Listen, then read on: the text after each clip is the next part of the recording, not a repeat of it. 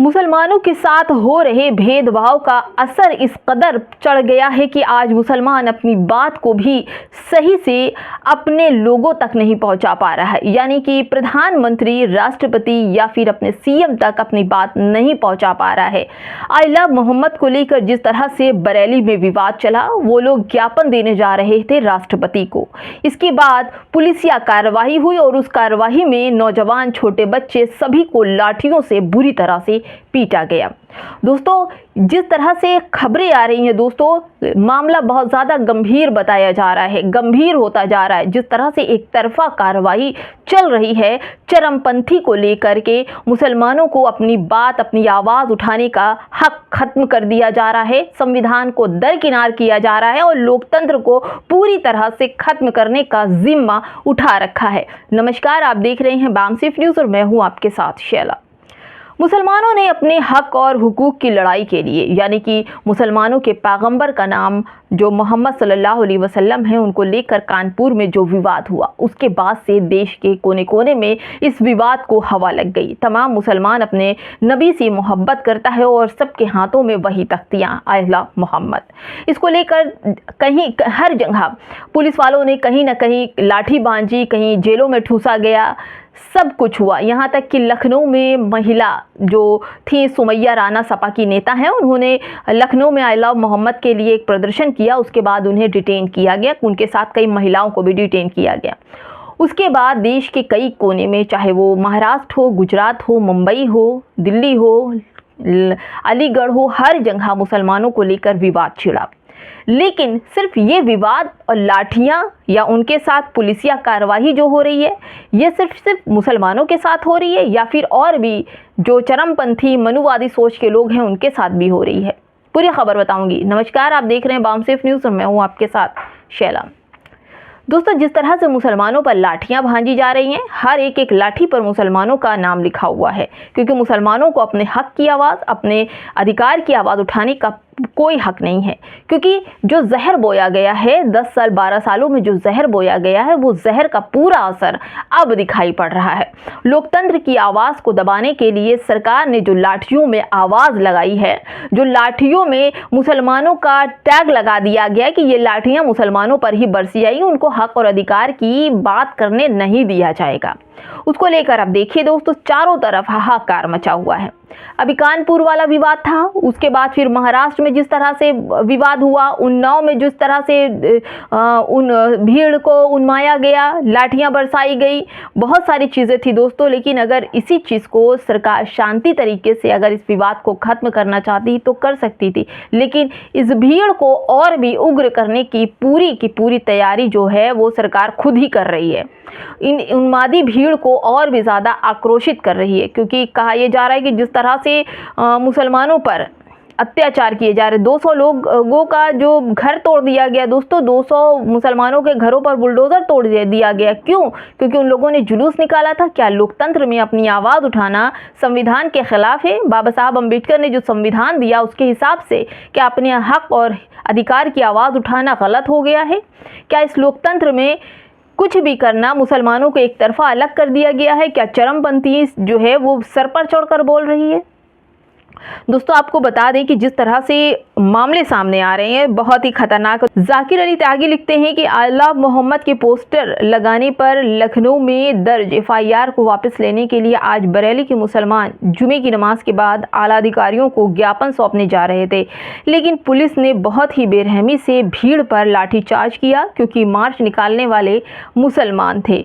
साथ ही साथ दोस्तों, अब इसको लेकर कुछ ऐसी भी चीज़ें शुरू हो गई हैं जिसको कहा यह जाए कि गंभीर धारा, मतलब कि अब सियासत भी तेज हो गई है। कुछ नॉन मुस्लिम, कुछ मुस्लिम एक दूसरे को कटाक्ष पर लग गए हैं। दोस्तों, मोहम्मद अंसार हैं, इनका एक ट्वीट है जिसमें इन्होंने लिखा, कानून भी वही, सरकार भी वही, पुलिस भी वही, लेकिन एक तरफ बरेली का पोस्टर लगाया है और एक तरफ फतेहपुर का लगा यह। बरेली में मुसलमान अपनी हक की राष्ट्रपति को ज्ञापन देने जा रहे थे। आई लव मोहम्मद का पोस्टर उनके हाथ में था, पुलिस ने बेरहमी से उनको पीटा, इन्होंने ये पोस्टर लगाया। दूसरा फतेहपुर में जिस तरह से जो मकबरा था उसको तोड़ा जा रहा है बुरी तरह से, और लोग उस पर हावी है, कोई हथौड़े से तोड़ रहा है, कोई अद्धे से तोड़ रहा है, किसी न किसी टूल से, किसी न किसी शस्त्र से उस मज़ार को तोड़ने की, उस मकबरे को तोड़ने का पूरा प्रयास किया जा रहा है। पुलिस उन्हें समझाती नजर आ रही है। तो क्या ये दोहरा रवैया नहीं है? क्या ये लोकतंत्र की हत्या का जो है वो नहीं है? किस तरह से पुलिस दो रवैया अपना रही है, दो आंखों से देख रही है। मुसलमान भी इस देश का अधिकार उतना ही है जितना तमाम लोगों का है। मुसलमान ने भी आज़ादी की जंग में अपनी शहादत दी है, उतना ही अधिकार उसका है जितना आम लोगों का है। दोस्तों, सब कुछ ठीक है, लेकिन फिर भी सरकार को इस पर एक्शन लेना चाहिए। इस तरह से सिर्फ और सिर्फ गुस्सा भड़क रहा है।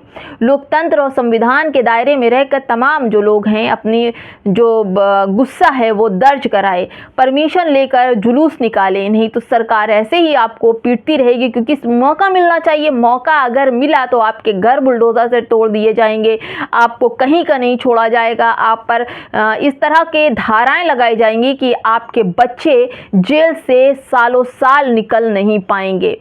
दोस्तों, हर चीज़ के लिए बहुत ही बारीकी से समझना होगा, संविधान के दायरे में रहकर अपना आक्रोश दर्ज कराना होगा।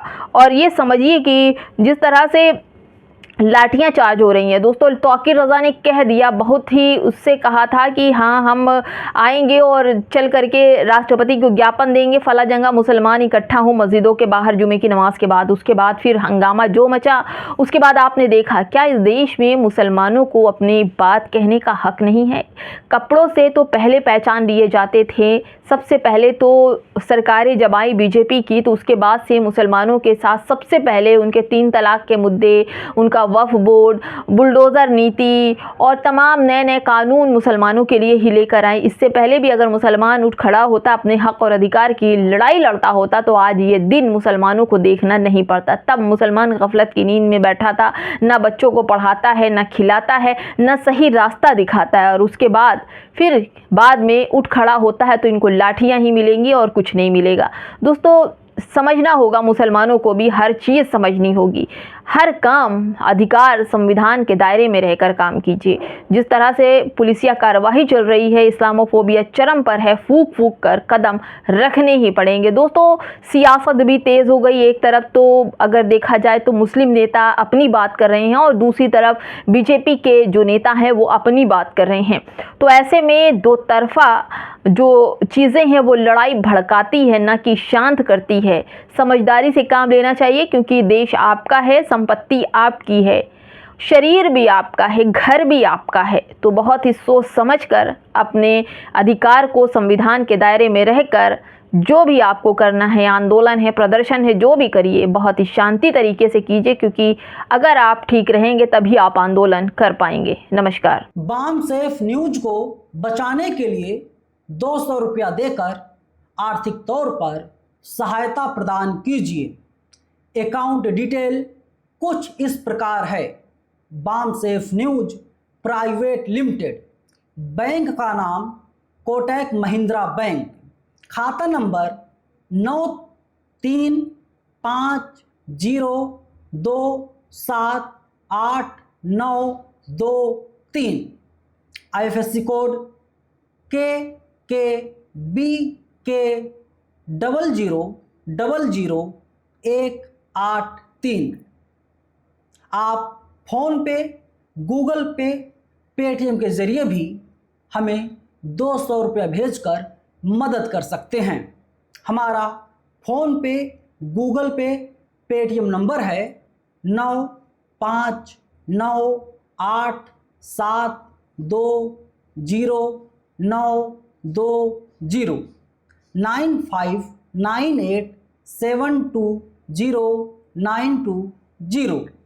इसके साथ ही साथ आप QR कोड को स्कैन करके भी आप हमारी मदद कर सकते हैं। धन्यवाद।